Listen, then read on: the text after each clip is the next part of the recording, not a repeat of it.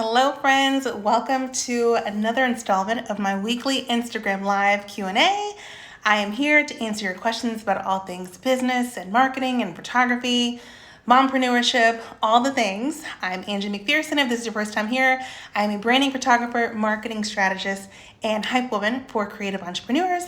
And I just love checking in with every week and answering your questions. So I'm going to go and dive into the questions. If you're here live, leave a question below, click the little question mark, and you can ask one there, or you can leave a comment, leave some emojis. If you're watching the replay, hello, wherever you're watching, feel free to leave any questions, takeaways, all the good stuff. So thanks for tuning in. Okay, so first bit of housekeeping before I get into the questions. Tomorrow, I am hosting my free live masterclass for photographers looking to pivot into branding photography, looking to build their own branding photography business. I am hosting a free masterclass, and you can sign up at the link in my bio. If you're here on Instagram, if you're watching anywhere else, I will link it. Seats are limited. It is Wednesday, July 14th, 3 p.m. Eastern. Let me know in a comment below if you're planning on tuning in live. I'm going to be giving the presentation, sharing all my top secrets for building a booming personal branding photography business. And at the end, I'm doing live Q&A. So Q&A style, just like this. I'm answering all your juicy questions. I get so many of them in my DM and in my comments, and I'm excited to answer them live and virtually. So make sure you get your seat for that tomorrow, Wednesday, July 14th, 3 p.m. Eastern time. Okay, welcome Amanda, welcome Alexa. Okay, so some questions I have this week. I'm gonna pull them up here. So let's see. All right, so this is for product shoots. Summer says she'll be there. Hey, Summer. So for product shoots, how much is too much or too little to charge per image? What's a good range? This is a great question. So if you're doing product photography, I always charge per image because, every image is its own pretty much, marketing photo that they're using for social media, for retail, and they might want it horizontal, vertical, a different angle, and a different backdrop, a different setting. So I charge per image. And where I've seen people charge, whether it be me, my students, other photographers, I've seen pretty much from like a $25 per image range up to like $100, $150 per image. Some people will do, and that will include like one variation. Some people might say, I'll shoot your product, they might charge per product. So if they're sending over 3 pieces of jewelry, you can charge per product. So charge one for the necklace, charge one for a ring, charge one for a bracelet. And in that dollar amount, you're giving them up to 3 variations. So there's multiple ways you can do it, but I would recommend keeping it per image or per product, and then making sure you're including everything that they're getting with that, dollar per photo. And like I said, I've seen from $25 up to $100, $150. It all depends. Anytime I get a pricing question, I can't give a dollar amount for everyone because I can't recommend for everyone because we're in different markets. We have different years of experience, different qualities of work. So do what's best for you in your market, your experience and expertise, your quality of work. But I always say know your worth and charge it and add tax on top of it. Okay, so great question there. I'm going to hop into the next question.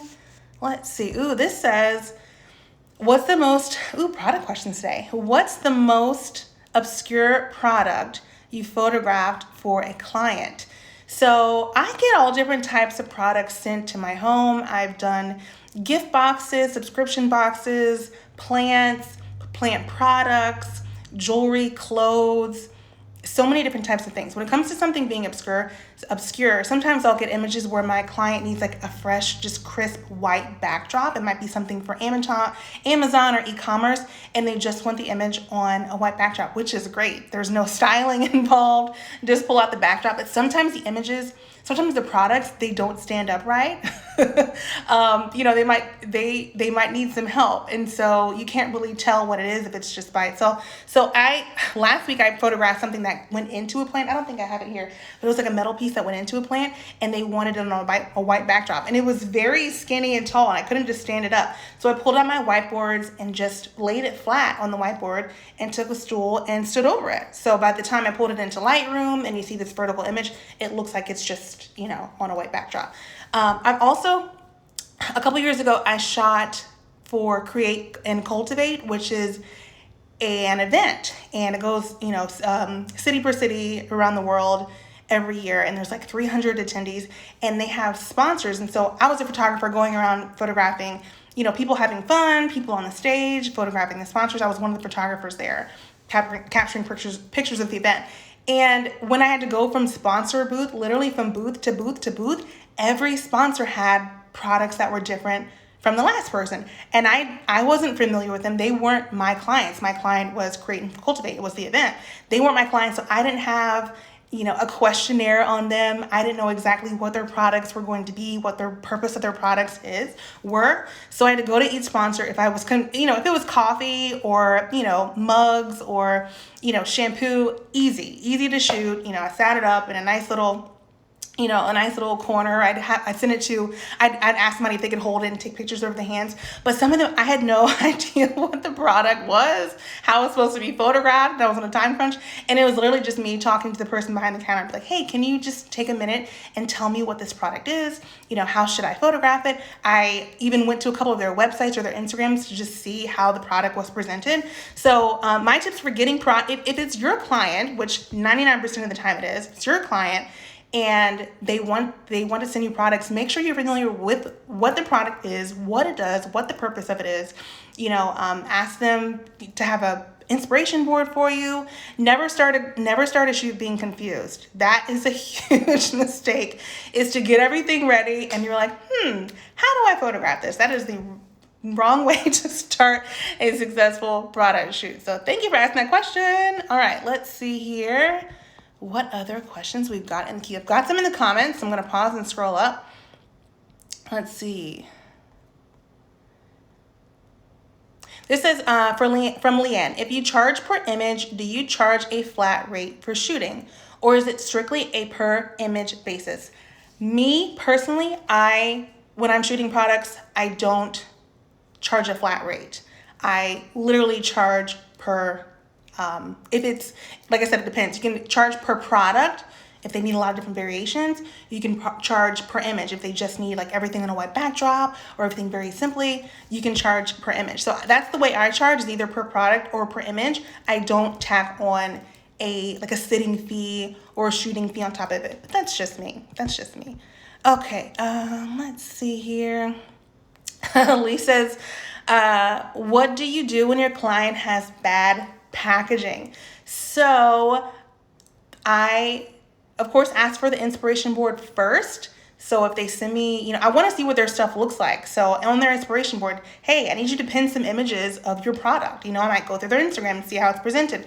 And if I think that it needs some work, I will ask them, hey, can you make sure you're packaging this just like you would send to a client? I want it to be exactly like they send to a client. So when they share on social media and their client sees this cute little subscription box, it's beautifully photographed, I want it to be able to come to that client in the same way. So the client's not like, oh my gosh, this isn't what I expected. I don't want to be styling something totally different from how they present it. So if that's the way that they present to their packaging, then we can have a discussion about, is this the best way you want your packaging to be presented? But I'm going to photograph it like they want it packaged and presented, because I don't want to be the reason why there's a disconnect between what they're putting out there and what their clients are getting. So that's a whole other discussion of, hey, let's sit down. It might be on our Zoom call where we're like sipping coffee and get real comfortable. I'm like, hey, let's work on how we want this package presented and how you present it to your client. Are there ways we can make it, more fun, or add different elements? Are you going to be able to send this exact package to your clients? Like I said, got to be real with your client, got to be real with your branding clients, and have them put their best product forward for you to photograph so that it comes true to their clients. Okay, Sabrina says, how do you keep your clients happy and stand out? I keep them happy by keeping it fun. If we're on the shoot day, I might be playing some music. I'm always hyped up, having a good time. Like I said, I call myself a hype woman. I'm like, yes, you got this. You're looking beautiful. This is awesome. These images are, just so reflective of your brand. So keeping the energy exciting. You don't want to be sitting there like looking at your camera like, that's not going to keep your client happy. So be a cheerleader for your clients, and helping them stand out. That all starts with like the questionnaire, the planning, making sure they're working on bringing custom elements to the branding shoot. That's the way that they stand out, is truly being themselves and being unique. If they come, with a million ideas of what someone else is doing, that's not going to help them stand out. You have to help them to look inward into their own brand. I shot some images for Crystal Belcher, who's a photographer, a couple years ago, and she is a TV junkie just like me. And we were in her living room. We had popcorn and candy and remote. She was on her couch, literally watching TV. She was sitting at her dining table editing with a glass of wine, just like she would do on a Thursday night. And those images help her to stand out. So think about how your client can do, things that are very on brand for them. Oh gosh, Sabrina says, I already love you. Well, hey, we love each other. Thanks so much for tuning in. Okay, Davina, how do you include props in your pricing or determine price for props? Ooh, good question. Oh my gosh, we have a lot of props and product questions, and I'm loving this. Okay, so include props in your pricing. So if they're looking for me to source props for them, so I have a literal monthly client, sometimes even weekly client. I literally just got things on my doorstep yesterday that I haven't even got an email about or invoiced her about. She was just like, hey, this is at your door. Shoot me the invoice. So I have someone that I work with multiple times, and she's in California, Amazon retailer, and she sends me products that need to have plants around them. So she can't ship me plants, so I have to go source the props. I go to the nursery and talk to the people, tell them what I'm looking for, picking out the right things, and so I invoice the receipts for those things. So, and she expects it. She tells me exactly what she needs. So when it comes to them wanting you to source props, make sure you have it in your contract, make sure there's a discussion in writing, everything's good, that you have a certain budget to pick out props. This is exactly what they want. I love for most of my clients, if not all, to send me their, and we're talking products, we're talking in-person branding shoots. I want people to bring their own props and products, their own clothes, their own things that they use to work, as much as possible, because I want so much of the sourcing to come from my client, because they truly know exactly what they want in their business. So like I said, I give them recommendations on, what to wear, what props to bring. I have props around my house that I've accumulated. They're literally sitting in plain sight. They're on my shelves. They're in my bookcases. They're in my closet. They're in my pantry. So if somebody needs some extra help, I'll pull things in that I have just to be a good, steward and a good photographer. But most of the things I try to get my clients to bring. And if not, then I source them and I invoice them.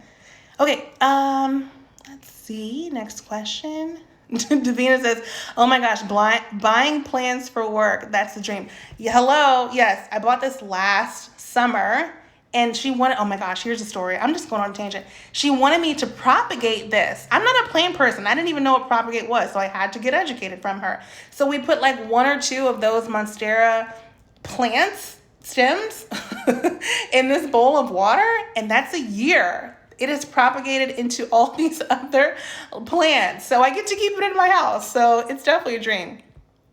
All right, let's see. I'm going to go back to the questions. Okay, let me see if we answer this.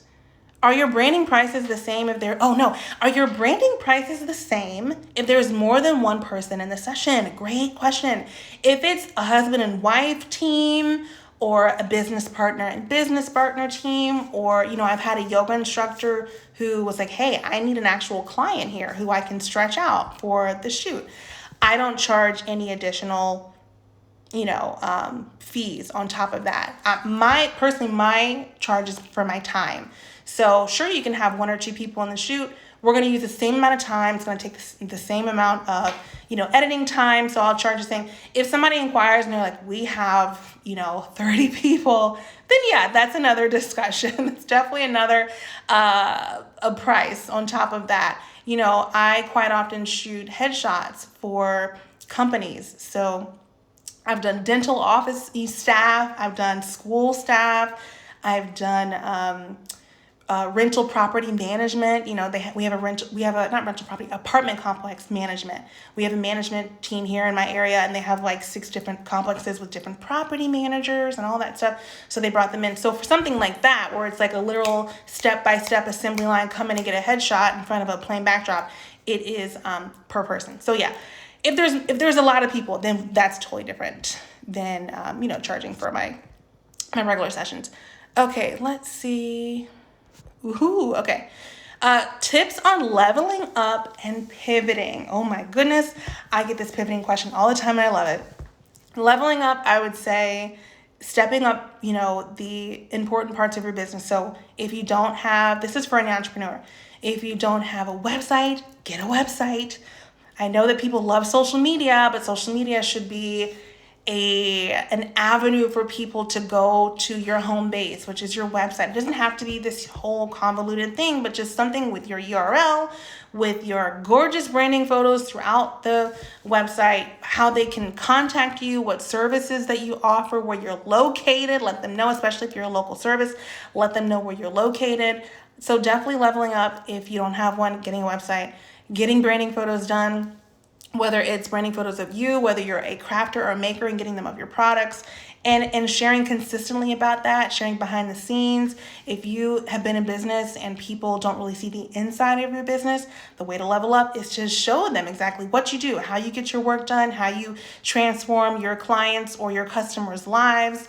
Another tip for pivoting is to do what you're wanting to pivot and put it out there. If you're trying to change up your niche in photography, for example, go to weddings to branding, seniors to branding, shoot some branding stuff, get it in your portfolio.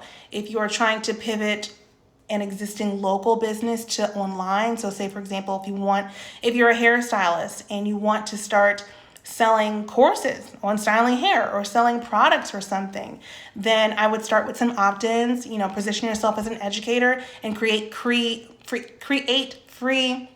content, blog posts, videos, like I said, opt-ins and building your email list and sharing with people that you are now educating and helping, and give them a ton of free stuff that they can really find useful, so that when you start charging for it, they're like, oh my gosh, I totally did all this stuff did all this stuff with her free content. I can't wait to see, what she's charging for. I know that it's going to be premium content. All right, let's see what's coming in. This says, what inspired you to start mentoring and coaching other photographers? I love this question. I get so many questions. I had never intentioned to, start this photography business and start teaching. It was never my intention, but I am a lifelong learner. I invest in mentors for me. I invest in courses and products. I've invested a lot of money in masterminds. I have seen the return on investment from learning from experts, and how that can fast track my business from being able to do that. And I want to do that for other people. I saw how pivoting from weddings to branding completely changed my business, gave me my structure and freedom back my business. I'm not working on weekends anymore. I'm not working 10-hour wedding days.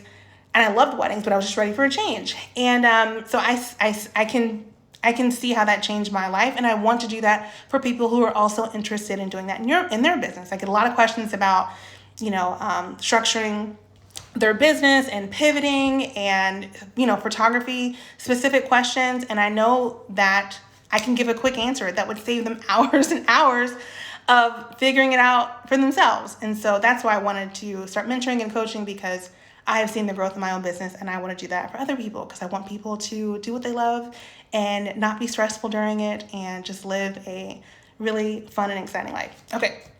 Let's see here. Can we just pause? Sorry. I'm just keeping it real. I am looking at my eyebrows. If you don't know, I'm going through chemotherapy right now. I literally had chemotherapy from 10 to 1 o'clock today, and it's now 4 o'clock. And I'm on round 10 out of 16. And of course, I've lost my hair. If you haven't seen it, I'm not going to pull this up, but you can go to my Instagram profile. My eyebrows are still here. Just like, they're definitely thinner than they were. But can we just give a round of applause that I'm in round 10 and I still have my brows? Do we think they can last the full 16 rounds? I don't know. I'm saying this now because I do Instagram lives every week. And on week 16, it might be like this.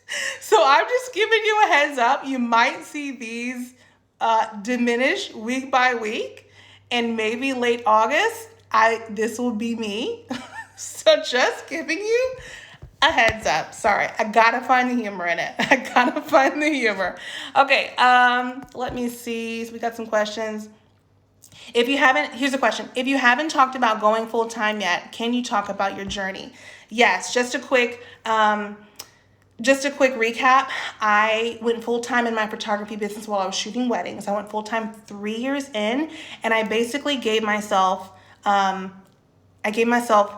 limits of like, okay, hey, if I do this, this, and this, then I can go full time. One was saving up 6 months of income so that if something happened, I knew that I could pay my bills for 6 months.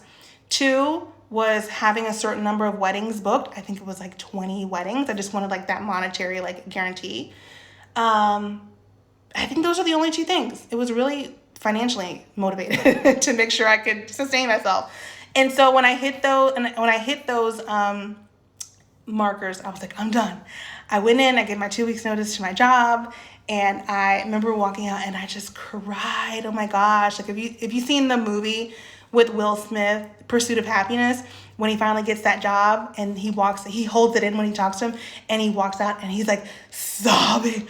Oh my gosh, that was me. I was just crying. Like I just never in my life thought that I would be a full-time entrepreneur. And I had a 16-month-old at the time. I think about 2 years at the time, and I knew I'd be able to spend more time with him. And I've had this like different life, and gosh, I just kept saying like I never want to go back to work. I will do anything to work full-time not full-time, work from home, work my own business for the rest of my life. And every year I just find new ways to serve and bring in revenue and to level up my business. And it's just such an adventure. So if that's you, if you just picked up a camera or just started your business and you're just like, oh my gosh, I'm never going to be able to do this full time, stop lying to yourself because I told myself the same thing. And I bet if I had more of the confidence to start speaking to myself earlier in my business, like, hey, you can do this, I wouldn't have just like settled for just coasting with photography for 3 years. Like I would have hustled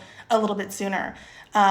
So stop lying to yourself. Tell yourself today, if you're not full-time yet, I can do this. Here's when I'm going to do this. Write it down, affirm it, put your affirmations. I'm going to do this in January 2022 or whenever.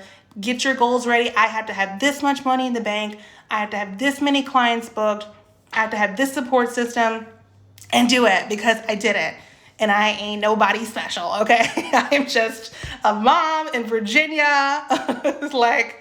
I'm special, I know, but like, come on, we're the same person. We're the same person. Okay, question, what did you do before photography? I worked in marketing. I worked at a marketing venue for 5 years. I was a marketing manager there, and a concert venue. So concerts, circuses, huge events, 10,000 person, indoor stadium, and I was the marketing manager there. So my marketing is in marketing marketing, communication. I have a bachelor's degree in communication with an emphasis in PR. So that is my background. So I really bring that into my business.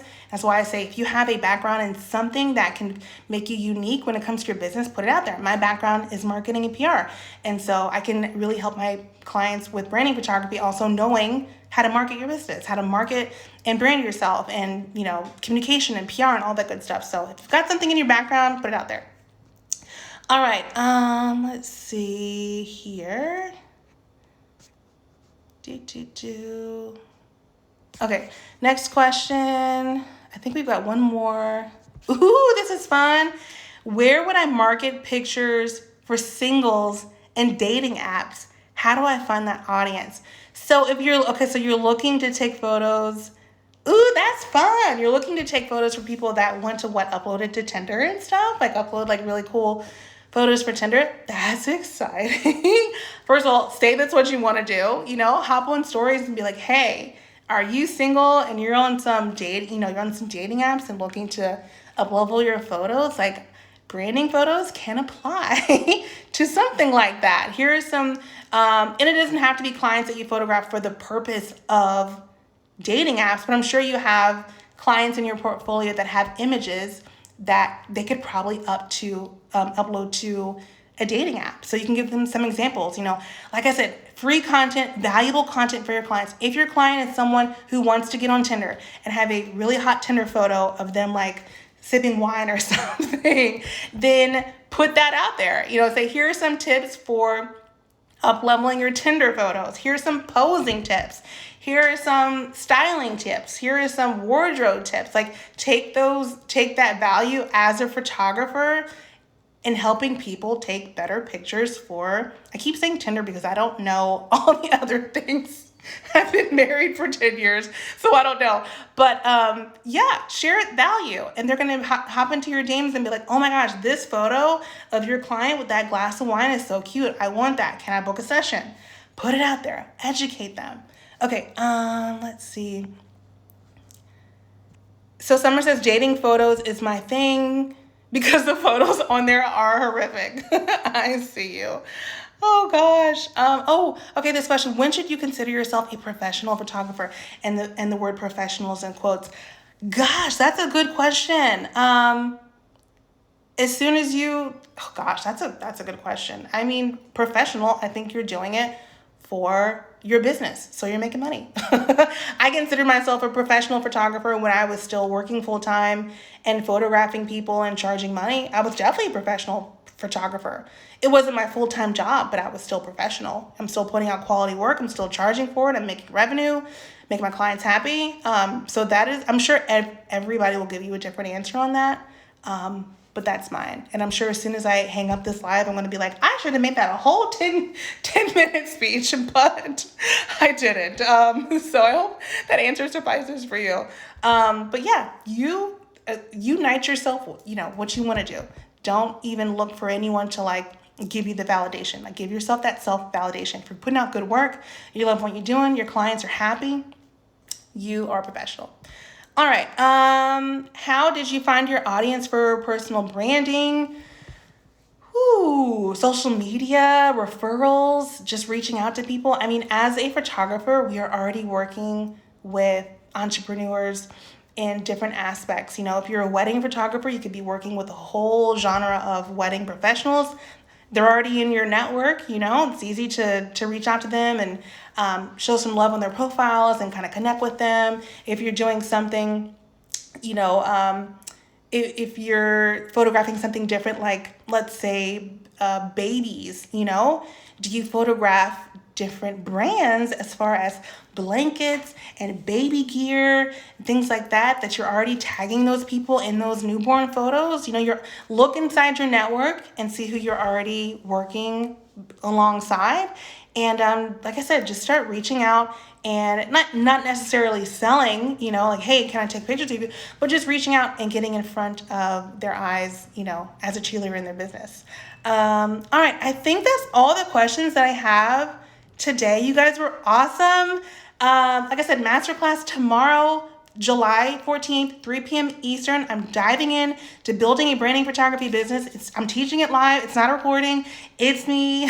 So you can sign up at the link in my bio, or if you're watching anywhere else, I will link it there for you. Have a beautiful week, and I hope to see you tomorrow. Bye.